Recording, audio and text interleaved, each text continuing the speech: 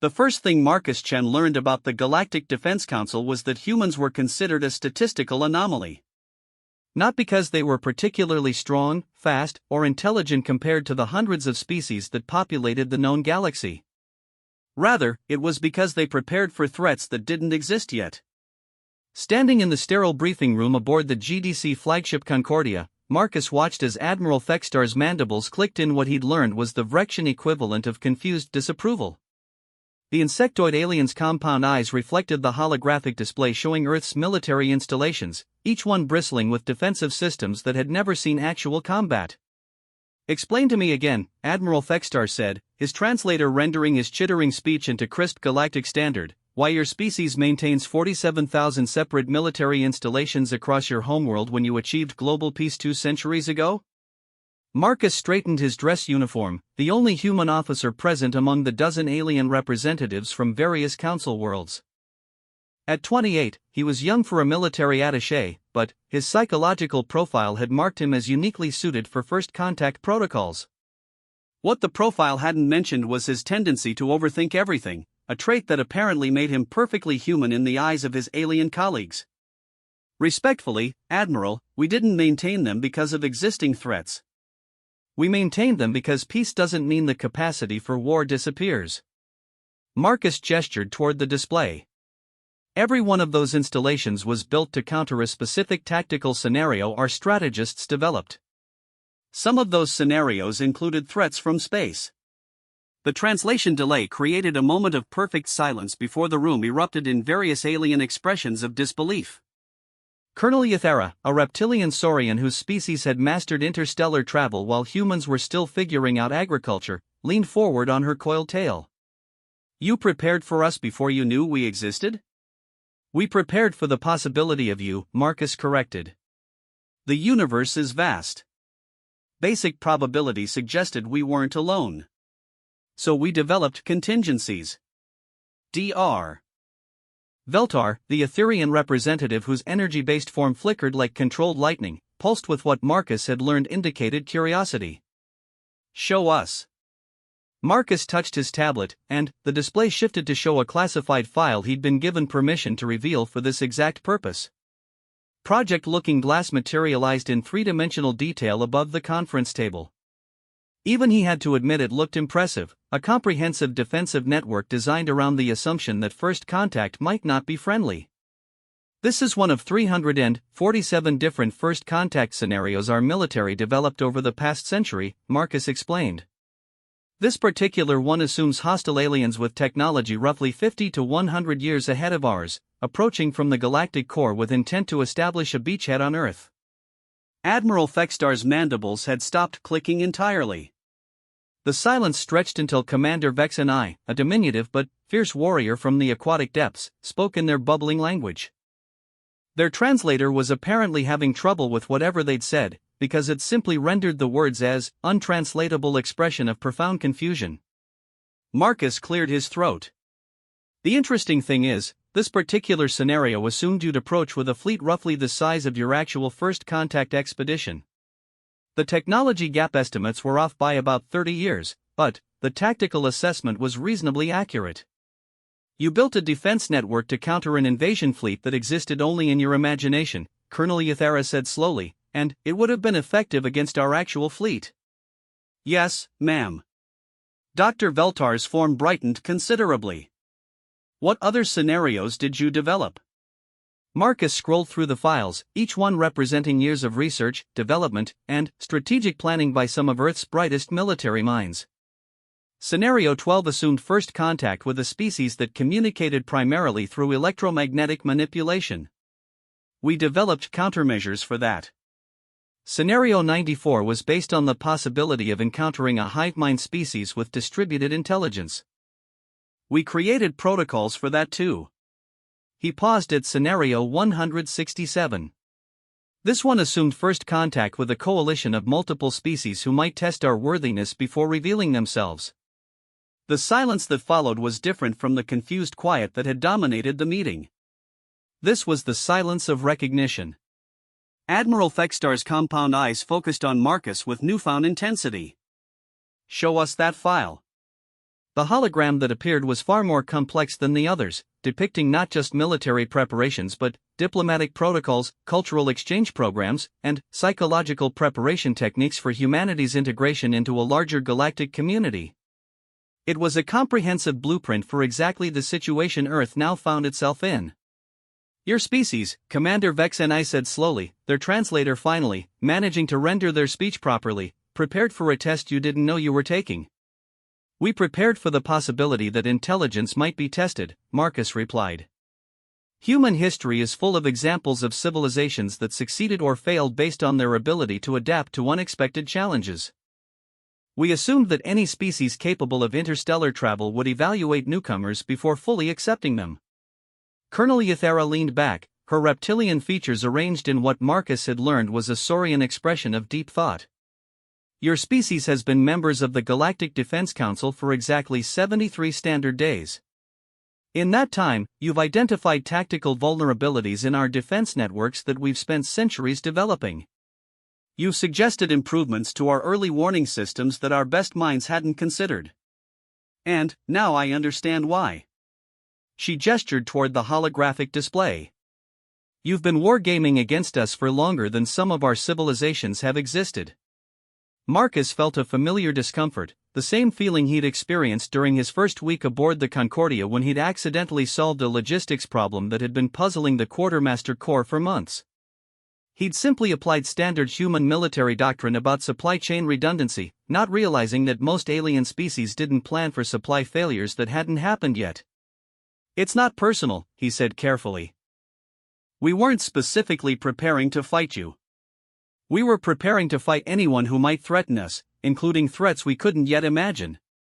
Dr. Veltar pulsed rapidly, their energy forms cycling through colors Marcus couldn't identify.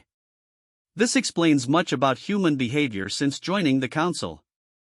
Your Captain Rodriguez suggested modifications to our patrol schedules that improved our defensive coverage by 12%. She couldn't explain why, she said it just felt more secure. Captain Rodriguez probably recognized a pattern we'd encountered in one of our scenarios," Marcus explained. "Human military doctrine emphasizes redundant coverage and mutual support. It feels natural to us to assume that any gap in coverage will eventually be exploited by someone." Admiral Fextar stood, his impressive height making the already tall insectoid seem to loom over the conference table. "I need to understand something, Attaché Chen. Your species has been preparing for threats that don't exist. But, you've also been preparing for opportunities that don't exist. Your diplomatic protocols for first contact included provisions for technology sharing, cultural exchange, and mutual defense treaties. You prepared for the possibility that we might be friends." Marcus nodded. "We also prepared for the possibility that we might need to earn that friendship." The Admiral's mandibles resumed their clicking, but the rhythm was different now. More thoughtful. "What did your scenarios tell you about earning our respect?" This was the question Marcus had been dreading since the meeting began. The honest answer would reveal just how thoroughly humanity had analyzed the psychology of first contact, including detailed assessments of how various alien species might evaluate newcomers. But dishonesty would be worse. Our analysts concluded that any species advanced enough to achieve interstellar travel would value competence, adaptability, and useful contribution over raw strength or intelligence, he said. They theorized that the best way to earn respect would be to demonstrate that we could improve collective security and capabilities rather than simply adding numbers to your forces. Commander Vex and I made a sound their translator rendered as laughter. Your analysts were correct. But they missed something important. Marcus waited. They assumed we would test you gradually, allowing you to prove yourselves over time. They didn't consider that some of us might be more interested in understanding why you felt the need to prepare for us in the first place. The conference room fell quiet again as the implications settled. Marcus realized he was witnessing something unprecedented in galactic politics, a species being evaluated not for what they were, but for what they had imagined they might need to become. Admiral Fextar touched a control on his console, and the display shifted to show current GDC fleet dispositions across 12 sectors. Red markers indicated known pirate strongholds, hostile territories, and ongoing conflicts. There were more red markers than Marcus had expected. The Galactic Defense Council maintains peace through strength, the Admiral said. But, maintaining that strength requires constant vigilance against threats that evolve faster than our response protocols. For the past century, we've been reactive. We respond to threats after they emerge. He gestured toward the human scenarios still displayed on Marcus's tablet. Your species approaches threat assessment differently. You imagine threats before they exist, then develop responses to your imagination. This is either profoundly wasteful or incredibly valuable, depending on perspective. Colonel Yathera stood as well, her coiled stance shifting into what Marcus recognized as a formal position. The question before us is simple, Attaché Chen. Are humans prepared for threats that don't exist because you're paranoid, or because you understand something about the nature of conflict that we've forgotten? Marcus felt the weight of the moment settling on his shoulders. His answer wouldn't just determine his own fate, but, potentially humanity's entire future relationship with the galactic community. The psychological profile that had marked him as suitable for first contact had also noted his tendency to be brutally honest under pressure. Both, he said simply. We're absolutely paranoid. Human history is a catalogue of civilizations that failed to prepare for the unexpected. But, our paranoia taught us something important. The threats that destroy you are usually the ones you never saw coming. He stood and moved to the holographic display, highlighting specific elements of the human defense networks. Every one of these installations was built to counter a specific threat we imagined. Most of those threats never materialized. But, the process of imagining them, planning for them, and building responses to them created something more valuable than any individual defense system. Which was? Dr. Veltar prompted. A military doctrine based on adaptation rather than reaction. We didn't just build defenses against specific threats. We built a system that could rapidly develop new defenses against threats we hadn't thought of yet. Marcus touched his tablet again, and the display showed human military bases transforming their configurations in real-time response to hypothetical attack scenarios. This is Scenario 203, first contact with a species that uses gravitational manipulation as a primary weapon. We spent 18 months developing this response protocol for a threat that probably doesn't exist.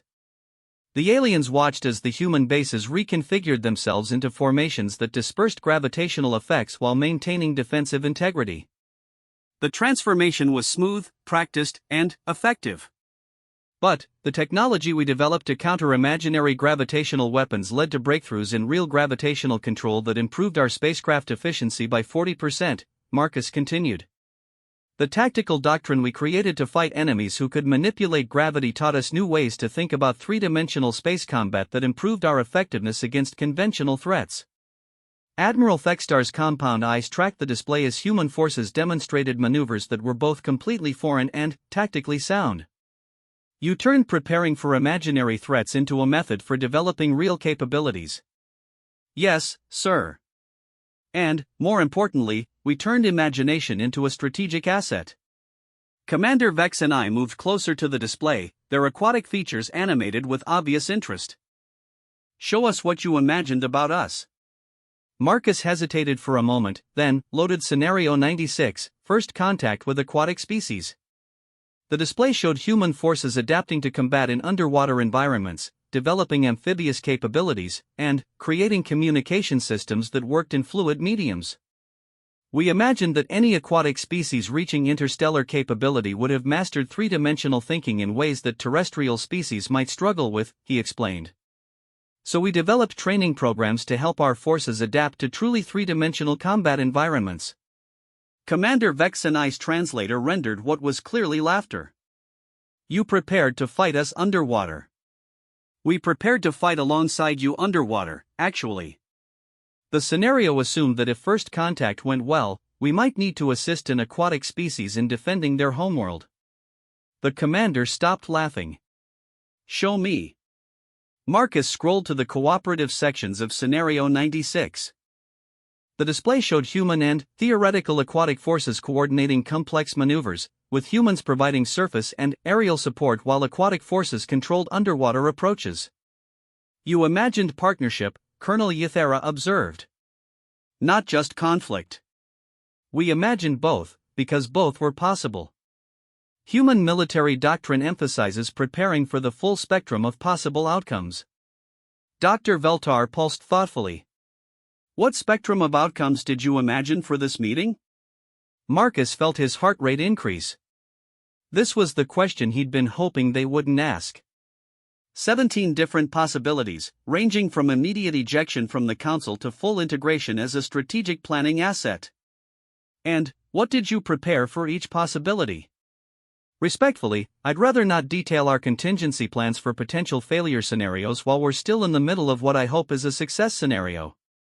Admiral Thextar's mandibles clicked in what Marcus had learned was Vrexian amusement. Diplomatic answer. But, you've already revealed more than you intended, attaché Chen. Marcus waited, feeling the familiar tension of a situation spiraling beyond his control. You came to this meeting with 17 different backup plans. Which means you spent more time preparing for this conversation than most species spend preparing for war. The observation hung in the air like an accusation, but Admiral Thextar's tone suggested something other than criticism. The question is, the Admiral continued, why does a species that achieved global peace 2 centuries ago still think like they're surrounded by enemies? Marcus looked around the room at the assembled representatives of species that had been spacefaring for millennia, each one capable of reducing Earth to radioactive debris without significant effort. The honest answer was uncomfortable, but it was also the only answer that mattered. Because peace isn't the absence of conflict, Admiral. Peace is the presence of justice backed by the capability to defend it. And, capability requires constant preparation for challenges that haven't emerged yet. He gestured toward the display showing human defensive networks. We don't maintain these installations because we expect to be invaded tomorrow. We maintain them because the day we stop expecting invasion is the day we become vulnerable to it. Colonel Euthera's reptilian features shifted into what Marcus had learned was deep consideration. Your species treats peace as a military objective that requires active maintenance. Yes, ma'am. Peace is something you achieve through strength, maintain through vigilance, and preserve through preparation. Dr. Veltar brightened considerably. This is why human tactical recommendations have been so effective. You don't just plan to win conflicts. You plan to prevent them. Admiral Thextar moved to the front of the room, his imposing presence commanding attention from the other representatives. The Galactic Defense Council has maintained stability for over 3,000 standard years. We've done this through superior technology, overwhelming force, and careful diplomacy. He paused, his compound eyes reflecting the holographic displays of human preparations for threats that had never materialized. But, stability is not the same as security. And, recently, we've encountered challenges that don't respond to our traditional approaches. Marcus felt a shift in the room's atmosphere. This wasn't just a briefing anymore. It was becoming something more significant. 3 months ago, we detected unusual energy signatures in the Outer Rim territories, Admiral Thextar continued. Our deep space monitoring stations recorded transmission patterns that don't match any known technology in our databases. Commander Vex and I activated their console, and new displays appeared showing sensor data that made Marcus's tactical training immediately alert. The patterns were regular but not natural, complex but not random. They suggested intelligence, but intelligence using principles that didn't match galactic standard technology. We've identified 47 separate transmission sources across a region of space roughly 800 light-years in diameter, Colonel Euthera added. The transmissions appear to be coordinated, but we can't determine their purpose or origin. Dr. Veltar pulsed urgently. Standard protocols suggest a cautious approach. Dispatch reconnaissance forces, establish monitoring stations, and wait for the unknown contacts to reveal their intentions. Admiral Thextar's mandibles clicked in what Marcus now recognized as disagreement. Standard protocols assume that unknown contacts will follow recognizable patterns of behavior. These transmissions don't. The Admiral touched his console, and the display zoomed in on one of the transmission sources. The energy signature was unlike anything in Marcus's experience, but something about the pattern triggered recognition from his training. They're not broadcasting, Marcus said quietly. They're listening. Every alien in the room turned to look at him. Commander Vex and I's translator rendered their question, explain. Marcus studied the data patterns more carefully, applying analytical techniques he'd learned during his training in electronic warfare. The energy signatures aren't transmission patterns. They're receiver arrays. Massive ones, designed to monitor electromagnetic activity across multiple frequencies simultaneously. He highlighted specific elements of the data. The coordination between sources isn't communication between the arrays. It's synchronized monitoring. They're all listening to the same things. Colonel Yathera leaned forward. What are they listening to? Marcus felt his stomach drop as the implications became clear. Us. They're monitoring all galactic communication traffic, fleet movements, and civilian transmissions. This isn't first contact preparation. This is intelligence gathering. The silence that followed was the kind of silence that precedes either breakthrough or catastrophe. Admiral Fextar's compound eyes focused on Marcus with an intensity that suggested the answer to his next question might determine humanity's fate. Attaché Chen, has your species developed any scenarios for contact with a civilization that spends years studying potential targets before revealing themselves? Marcus felt the weight of history settling on his shoulders as he realized why they'd really brought him here. This wasn't about human preparedness for imaginary threats. This was about human preparation for a very real threat that the Galactic Defense Council didn't know how to handle. Yes, sir. Scenario 112, The Watchers. Admiral Fextar leaned forward. Tell me about the Watchers. Marcus activated his tablet and pulled up Scenario 112, feeling the familiar weight of presenting human military paranoia to species that had achieved interstellar peace through cooperation rather than preparation. The holographic display that emerged showed a complex web of monitoring stations, stealth reconnaissance assets, and long-term intelligence gathering operations. The Watchers scenario was developed by our Strategic Futures Division in 2387, Marcus began, watching as the alien representatives studied the theoretical enemy deployment patterns. The premise was simple: what if first contact wasn't really first? What if an advanced civilization had been observing us for decades or centuries before revealing themselves? Admiral Fextar's mandibles stopped clicking entirely. Continue. Our analysts theorized that any civilization advanced enough to remain hidden while conducting surveillance would have significant technological advantages. More importantly, they would have detailed intelligence about our capabilities, tactics, and weaknesses before we even knew they existed. The display showed human defensive networks reconfiguring themselves into formations that Marcus recognized as responses to an enemy with perfect intelligence about their normal operations. Decoy installations, false communication patterns, and redundant command structures created a defensive matrix designed to function effectively even when the enemy knew everything about standard procedures. Commander Vex and I moved closer to the display, their aquatic features reflecting the complex tactical arrangements. You prepared to fight an enemy that knew all your secrets. We prepared to fight an enemy that we would give all our secrets to, Marcus corrected. The scenario assumed that initial contact would appear peaceful, even beneficial. The Watchers would present themselves as benevolent observers or potential allies while continuing their intelligence operations. Dr. Veltar pulsed rapidly, cycling through colors that Marcus's training identified as agitation. How long did your scenario assume this deception could be maintained? Marcus scrolled through the data, highlighting timeline projections that made him uncomfortable even now. Conservative estimates suggested anywhere from 5 to 50 years, depending on the Watcher's patience and long-term objectives. Colonel Yathera's reptilian features arranged themselves into what Marcus had learned was Saurian alarm. 50 years of intelligence gathering while maintaining the pretense of peaceful contact. The scenario actually gets worse, Marcus admitted. Our analysts concluded that a civilization patient enough to observe for decades before making contact would likely be patient enough to spend decades more studying us after contact. The real danger wouldn't come from immediate invasion. It would come from gradual infiltration and dependency. Admiral Fexstar activated his console, and the chamber's main display shifted to show the actual transmission sources they detected in the outer rim. The pattern was disturbingly similar to the theoretical Watcher deployment Marcus had just presented. "Show us your countermeasures," the Admiral commanded. Marcus hesitated. The countermeasures for Scenario 112 were among the most sensitive military secrets Earth possessed.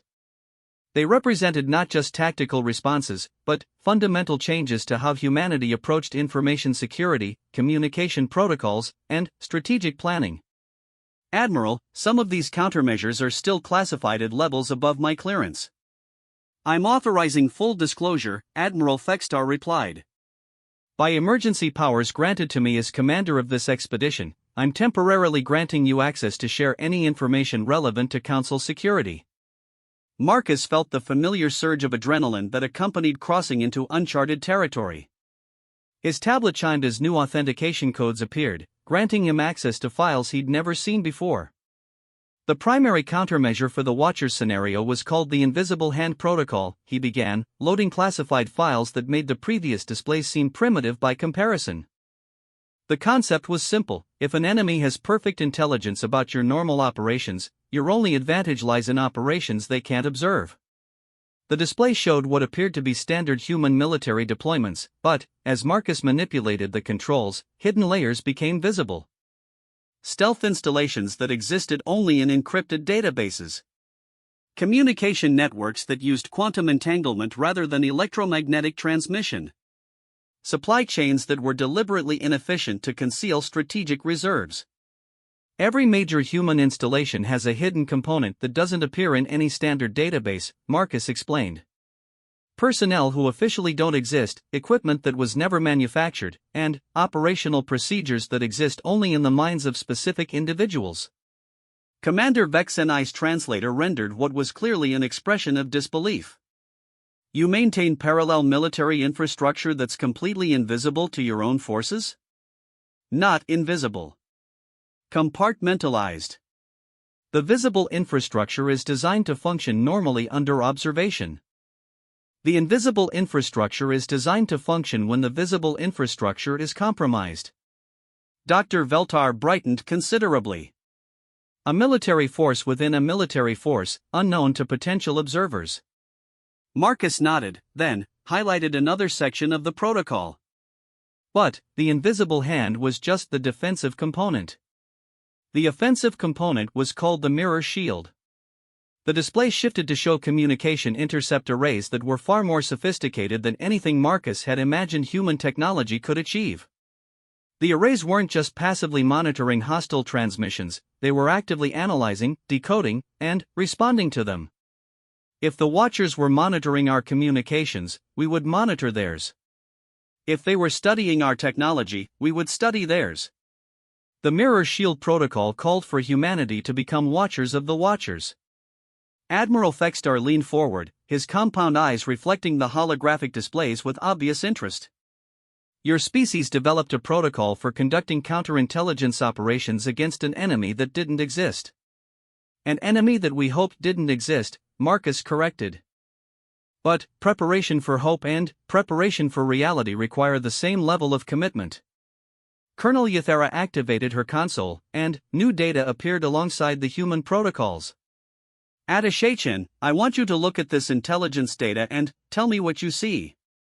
The new display showed detailed analysis of the outer rim transmission sources, but with layers of additional data that Marcus's security clearance hadn't previously allowed him to access. Energy signature analysis, transmission pattern decryption, and technological assessment reports painted a picture that made his training immediately alert. "These aren't random monitoring stations," he said slowly, studying the data patterns. "They're coordinated intelligence assets positioned to monitor all major galactic trade routes, military patrol schedules, and communication relays." He manipulated the display controls, highlighting specific patterns that matched theoretical frameworks from the Watcher's scenario. "The positioning is too precise to be coincidental. They've been watching long enough to identify optimal surveillance positions for comprehensive coverage." Commander Vex_NI moved to another console, bringing up historical data that made Marcus's stomach clench. These transmission sources have been active for approximately 47 standard years. They began operations shortly after the Galactic Defense Council's last major fleet reorganization. Dr. Veltar pulsed urgently. They'd been watching us for nearly half a century. Admiral Thextar stood, his imposing height emphasized by the gravity of the situation. Which brings us to why you're really here, Attaché-Chen. The Galactic Defense Council has protocols for responding to direct threats. We have procedures for handling hostile contact, territorial disputes, and conventional warfare. He gestured toward the displays showing the Outer Rim intelligence networks. We don't have protocols for this. An enemy that's been studying us for 47 years while remaining completely hidden. An enemy that knows our capabilities, our weaknesses, and our response patterns better than we know them ourselves. Marcus felt the weight of realization settling on him. This wasn't a briefing about human preparedness. This was a recruitment conversation. You want us to implement the Watcher's countermeasures, he said quietly. We want to know if they'll work, Colonel Yathara replied. Your scenarios are theoretical. These transmission sources are real. The question is whether human paranoia translated into practical doctrine, or just into elaborate fantasies. Marcus looked around the room at representatives of civilizations that had maintained interstellar peace for millennia, now confronted with a threat their experience hadn't prepared them to handle. The irony wasn't lost on him that humanity's reputation for preparing for imaginary conflicts had made them the galaxy's best hope for handling a real one. The countermeasures will work, he said finally. But, implementing them will require changes to council operations that might be uncomfortable for civilizations accustomed to transparency and cooperation. Admiral Thextar's mandibles resumed their clicking, but the rhythm suggested determination rather than uncertainty. Explain. Marcus activated his tablet and loaded the full implementation protocols for Scenario 112. The documents that appeared were comprehensive enough to restructure an entire civilization's approach to information security. The Invisible Hand Protocol requires creating parallel command structures that don't communicate through normal channels. Every major installation, fleet asset, and communication relay needs duplicate systems that exist outside standard databases. He highlighted specific sections that he knew would be problematic. This means personnel who officially don't exist, supply chains that appear inefficient, and operational procedures that violate everything the Council stands for regarding transparency and cooperative security. Commander Vex_NI studied the protocols with obvious concern. You're describing the infrastructure of a police state. I'm describing the infrastructure necessary to maintain operational security when facing an enemy with comprehensive intelligence about your normal operations, Marcus replied. The mirror shield protocols are even more invasive. He loaded the counterintelligence components of the scenario, showing surveillance networks that would monitor not just external threats, but internal communications to identify potential infiltration or compromise. The mirror shield requires treating every communication as potentially compromised, every ally as potentially turned, and every piece of intelligence as potentially planted by hostile forces. Dr. Veltar dimmed considerably. You're asking us to become like them. Watchers watching watchers. Marcus felt the familiar discomfort of presenting human military doctrine to species that had achieved peace through trust rather than verification. I'm presenting the options our strategists developed for maintaining operational effectiveness when facing an enemy with systematic intelligence advantages. Admiral Thextar touched his console, and the display shifted to show current Council fleet dispositions alongside the theoretical Watcher positions.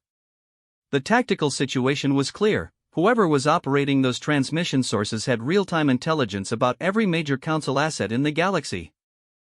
The alternative to becoming Watchers ourselves, the Admiral said quietly, is remaining watched without knowing what they're planning to do with 47 years of intelligence about our weaknesses.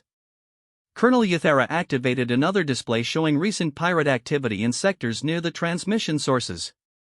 3 months ago, pirate raids in the Outer Rim began demonstrating tactical knowledge they shouldn't possess. They've been targeting supply convoys using routes that are classified at the highest levels. Commander Vex_NI added their data to the display.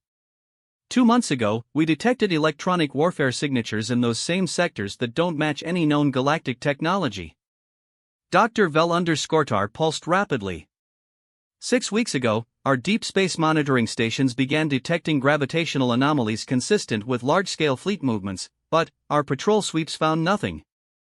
Marcus studied the combined data, applying analytical frameworks from his training in asymmetric warfare.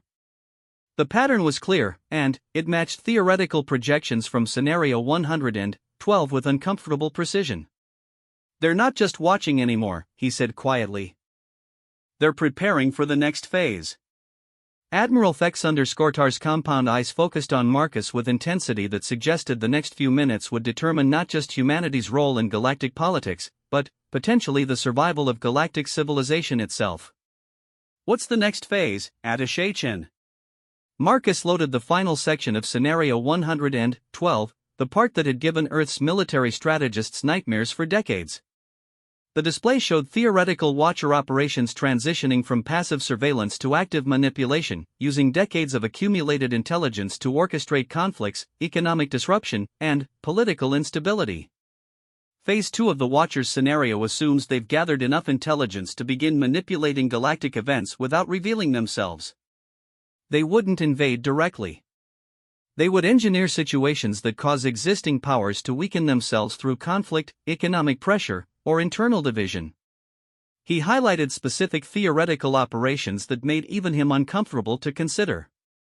Orchestrated pirate raids to disrupt trade routes. Electronic warfare against communication networks to create confusion. False intelligence planted to create conflicts between council members. Colonel Eth_Era leaned back, her reptilian features arranged in what Marcus recognized as horrified understanding. "They're not planning to conquer us. They're planning to make us conquer ourselves." "The scenario gets worse," Marcus admitted. Phase 3 assumes they reveal themselves as saviors, offering solutions to the chaos they secretly created. "By the time we realize what happened, they're essential to our survival and we're dependent on their assistance." Dr. Vel_Tar dimmed to barely visible levels. "Conquest through dependency rather than force." Admiral Vex_Tar stood silent for several moments, processing implications that spanned decades of galactic stability. When he finally spoke, his voice carried the weight of command decisions that would echo across the galaxy. "How long do we have?" Marcus consulted the theoretical timelines, adding variables based on the actual intelligence data they'd collected. If the current activity pattern matches the scenario projections, Phase 2 operations have already begun. We're probably looking at 18 to 36 months before Phase 3 initiation. "And if we implement your countermeasures?" Marcus felt the weight of galactic civilization settling on his shoulders. The honest answer would require admitting that human preparations for imaginary threats might be the galaxy's only hope against a very real one. "If we implement the full Watcher's protocol, we might survive long enough to figure out how to fight back." Admiral Vex_Tar's mandibles clicked in what Marcus had learned was the sound of a decision being made. "Then, that's what we're going to do." Commander Vex_ and I activated their emergency communication protocols. "I'll notify Council leadership that we're implementing emergency security measures." Colonel Eth_Era began loading tactical assessment frameworks into the main display. "How quickly can human forces deploy mirror shield assets to monitor the transmission sources?" Dr. Vel_Tar brightened with renewed purpose. "Our energy manipulation capabilities could enhance the invisible hand infrastructure beyond the original scenario parameters." Marcus watched as representatives of galactic civilization began planning to implement human paranoia as official council policy, and realized that preparation for imaginary threats had just become preparation for survival itself. "The man who destroys his weak self can never be destroyed by others," he thought, remembering the philosophical framework that had shaped human military doctrine for centuries. Today, he was watching an entire galactic civilization choose to destroy its weak, trusting self in order to forge something stronger. Whether that would be enough remained to be seen. 6 months after the emergency implementation of the Watchers Protocol, Marcus Chen stood in a command center that didn't officially exist, monitoring operations that had never been authorized, coordinating with personnel whose identities were classified above his original clearance level. The transformation of galactic civilization's approach to security had been faster and more comprehensive than even the most optimistic projections from Scenario 112. The invisible hand had become reality across 47 Council worlds. Every major installation now operated dual infrastructure, visible systems that function normally under observation, and hidden systems that could maintain operations if the visible infrastructure was compromised. The mirror shield had evolved beyond its original parameters, becoming a galaxy-wide counterintelligence network that monitored not just the mysterious transmission sources, but the subtle patterns of manipulation those sources were apparently orchestrating. Standing beside him at the primary tactical display, Admiral Fextar reviewed real-time intelligence reports that painted a picture no galactic strategist had been prepared to confront. The unnamed enemy wasn't just watching anymore. They were actively manipulating galactic events with surgical precision, using 47 years of accumulated intelligence to orchestrate conflicts that weaken Council unity without revealing their involvement. "Show me the latest pattern analysis," Admiral Fextar said, his mandibles clicking in the rhythm Marcus had learned indicated focused concentration. Marcus activated the holographic display, revealing a three-dimensional map of the galaxy with markers indicating suspicious activities over the past 6 months. Pirate raids that targeted specific supply routes. Communication failures that occurred at tactically significant moments. Political tensions that escalated according to patterns that suggested external manipulation. The mirror shield intercepts indicate coordination between the transmission sources and at least 37 different destabilization operations, Marcus reported. They're not random attacks. They're components of a larger strategy designed to fragment Council unity. Colonel Yathera, who had become the primary liaison for implementing human security protocols across Saurian space, highlighted specific incidents that demonstrated the enemy's sophistication. Last week's border dispute between the Etherian Collective and the Vrexian Empire escalated because both sides received intelligence suggesting the other was planning preemptive strikes. Dr. Vel_Scortar, whose energy form now flickered with patterns Marcus had learned indicated deep concern, added their analysis to the display. The intelligence was technically accurate, but incomplete. Both sides were indeed conducting contingency planning, but neither had any intention of actual aggression until they believed the other did. Commander Vex_NI, speaking from their underwater command center through quantum encrypted channels that couldn't be intercepted by conventional surveillance, provided the most disturbing intelligence. Mirror shield passive monitoring suggests the enemy has been conducting similar manipulation operations for decades. Most of the major conflicts of the past century show signs of external orchestration. Marcus felt the familiar weight of human analytical training as he processed the implications. The galaxy's recent history of minor conflicts, economic disruptions, and political tensions wasn't the natural friction of diverse civilizations learning to coexist. It was the result of systematic manipulation by an enemy that had been engineering galactic weakness for longer than most current political leaders had been alive. "They've been conditioning us," he said quietly, studying patterns that emerged when viewed through the lens of long-term strategic manipulation. "Every conflict, every economic crisis, every political tension has been designed to make us respond predictably to external pressure." Admiral Fextar leaned forward, his compound eyes reflecting the tactical displays with newfound understanding. "Explain." Marcus highlighted specific historical incidents, showing how each one had established precedents for Council responses to various types of crises. "Look at the pattern. When faced with economic pressure, the Council consistently responds by increasing cooperation and resource sharing. When faced with military threats, we respond by centralizing command authority. When faced with political tensions, we respond by expanding diplomatic protocols."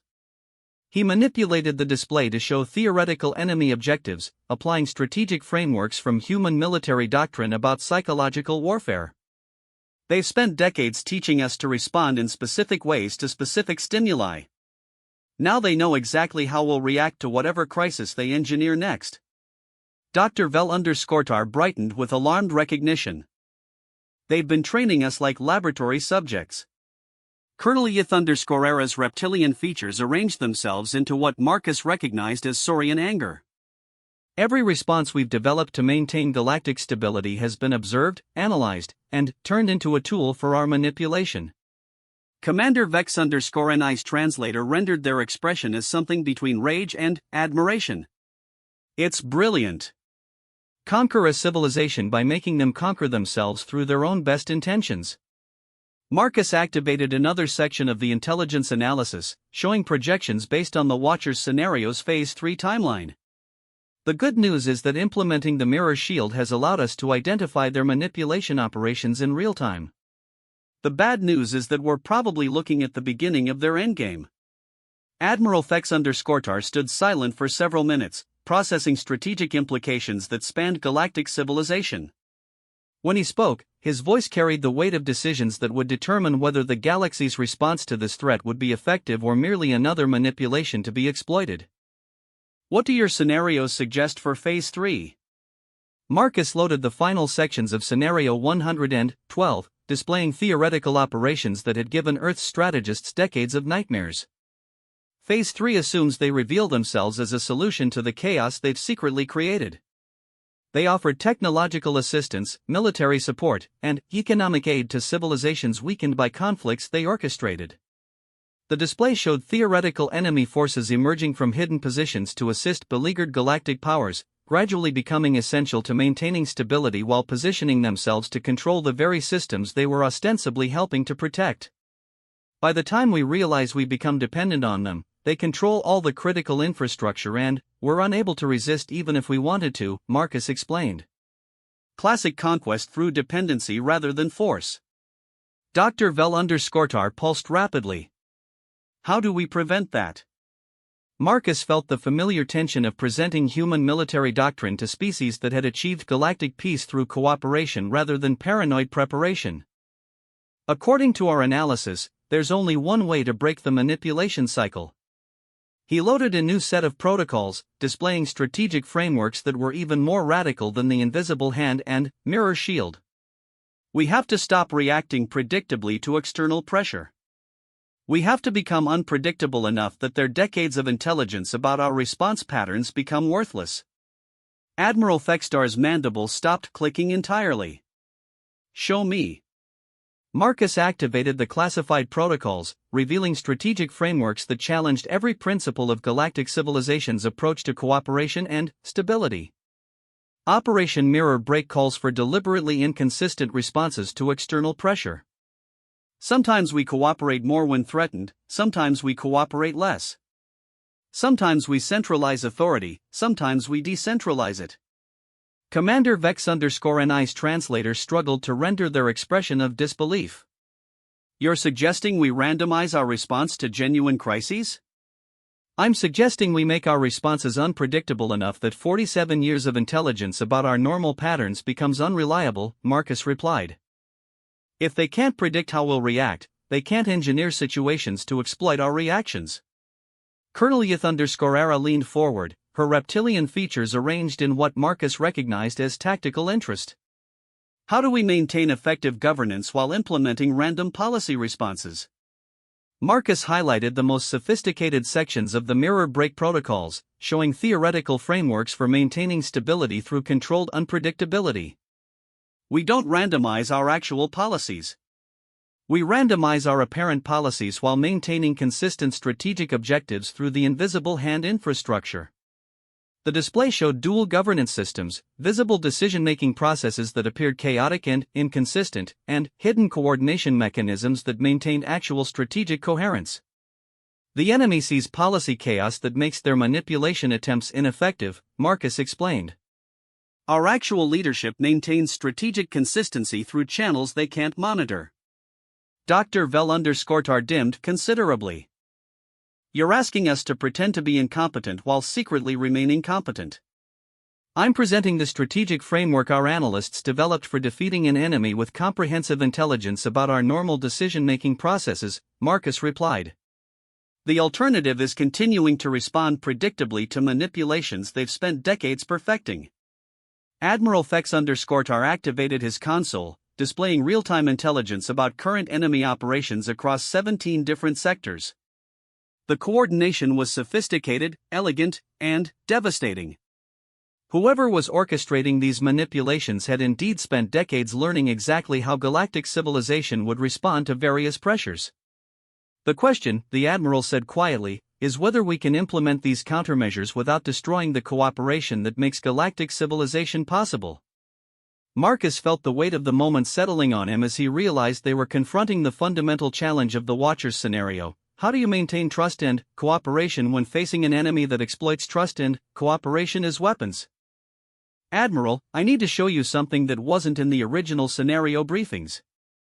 He loaded classified files that had been restricted even within Earth's military command structure, displaying psychological assessment frameworks that addressed the deepest implications of implementing anti-Watcher protocols. Human military psychologists identified this as the core challenge of the Watcher's scenario. How do you defeat an enemy that turns your strengths into weaknesses without abandoning the strengths that make you worth defending? The display showed theoretical frameworks for maintaining cooperative civilization while implementing security measures that appeared to contradict cooperation itself. The answer our psychologists developed was called the tempered soul doctrine.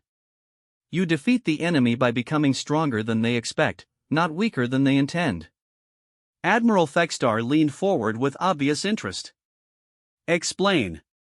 Marcus highlighted specific sections that represented decades of human philosophical development about the relationship between strength and cooperation. The tempered soul doctrine assumes that true cooperation requires the ability to resist manipulation. A civilization that cooperates because it has no choice isn't really cooperating. It's just being controlled. He gestured toward the displays showing galactic civilizations' response patterns over the past century. We've been cooperating because our normal response to pressure is cooperation. That's not strength. That's conditioning. Dr. Vel_Skortar brightened with understanding. You're suggesting that learning to resist manipulation will make our cooperation more genuine, not less. I'm suggesting that the man who destroys his weak self can never be destroyed by others, Marcus replied, quoting the philosophical framework that had shaped human military doctrine for centuries. Galactic civilization needs to destroy the parts of itself that can be manipulated without destroying the parts of itself that choose cooperation as a source of strength rather than a response to weakness. Colonel Yuth_Era stood, her coiled stance shifting into what Marcus recognized as a formal decision-making position. How do we implement this doctrine while maintaining the trust that makes galactic civilization possible? Marcus loaded the final protocols, displaying frameworks that had been developed through centuries of human experience with the relationship between individual strength and collective security. We start by trusting each other enough to be honest about the threat we're facing, he said. The mirror break protocols require every council member to understand that they're participating in a deception designed to protect everyone. That level of transparency requires more trust than normal cooperation, not less. He highlighted specific operational requirements that demonstrated the paradox of the tempered soul doctrine. Everyone has to know that we're pretending to be unpredictable while actually remaining coordinated. Everyone has to trust that apparent policy chaos is actually strategic misdirection. Everyone has to believe in cooperation strongly enough to temporarily appear uncooperative. Commander Vex_NI moved closer to the display, their aquatic features reflecting obvious concern. What you're describing requires more sophistication and coordination than normal governance, not less. Which is exactly why it will work, Marcus replied. The enemy expects us to weaken under pressure. They expect cooperation to break down when we're threatened. They expect us to become less capable of complex coordination when we're under stress. He gestured toward the theoretical frameworks that represented the culmination of human strategic thinking about asymmetric warfare. The tempered soul doctrine makes us stronger under pressure, not weaker. More capable of complex coordination when threatened, not less. More united when facing manipulation, not more divided. Admiral Fex_Skortar stood silent for several minutes, processing implications that would reshape not just military doctrine, but the fundamental nature of galactic civilization. When he spoke, his voice carried the weight of understanding that spans centuries of political development. You're suggesting that learning to resist this manipulation will make us a stronger civilization than we were before we faced it. Marcus felt the familiar surge of recognition that accompanied moments when human paranoid preparation revealed unexpected wisdom. I'm suggesting that threats can forge strength if you're prepared to be forged rather than broken. Dr. Vel_Skortar pulsed brightly. The enemy expects to weaken us through manipulation. Instead, learning to resist manipulation will teach us capabilities we never knew we possessed. Colonel Yth_Skorara's reptilian features arranged themselves into what Marcus had learned was Saurian determination. How quickly can we begin implementation? Marcus activated real-time coordination protocols, displaying deployment timelines that would transform galactic civilization's approach to governance and security within months rather than years. The invisible hand infrastructure is already in place. The mirror shield is operational across 47 worlds. Mirror break protocols can begin immediately with Council authorization. Admiral Fex_Skortar touched his console, activating emergency communication channels that connected him directly to every Council world's leadership. This is Admiral Fex_Skortar, Commander of Galactic Defense Operations, implementing Emergency Authorization Omega. All Council worlds are hereby authorized to begin implementing mirror break protocols under the coordination of the Invisible Hand command structure. Marcus watched as representatives of galactic civilization authorized the most radical transformation in their history, choosing to become unpredictable, choosing to implement deception for the sake of genuine cooperation, choosing to forge themselves into something stronger than their enemies expected. 6 hours later, sitting in a command center that monitored operations across 47 worlds, Marcus received confirmation that Phase 3 enemy operations had begun exactly on schedule. Massive fleets emerged from hidden positions in deep space, offering assistance to civilizations weakened by conflicts the enemy had secretly orchestrated. But, instead of the grateful acceptance their decades of manipulation had conditioned them to expect, the enemy encountered responses that defied every pattern they had spent 47 years perfecting. Some worlds accepted assistance gratefully while secretly maintaining independent capabilities.